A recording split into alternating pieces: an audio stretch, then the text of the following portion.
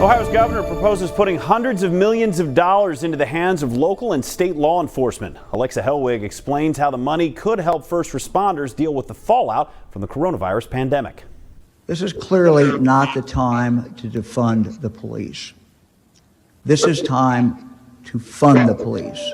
Governor Mike DeWine is determined to make a $250 million investment into Ohio's law enforcement and first responders. Using COVID relief money, DeWine's proposal to Ohio legislators would help support struggling departments across the state.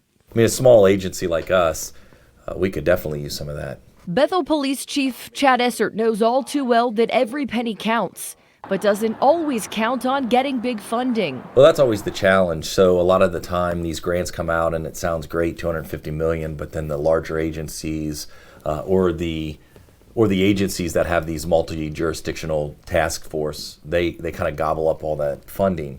DeWine proposes $175 million go towards preventing or combating crime in communities which faced challenges during the pandemic.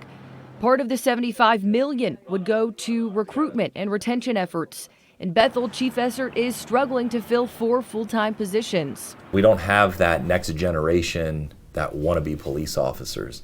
And I think a lot of it is probably people are scared of what they see in the news and, how people are reacting. And the remaining part of the $75 million will focus on mental health of first responders who faced new stressors during the pandemic.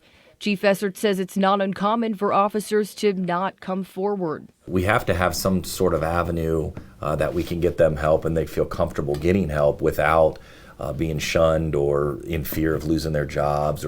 In Bethel, Alexa Hellwig, Local 12 News. The Ohio General Assembly has not yet approved the governor's proposal. The $250 million would be awarded through state grant programs.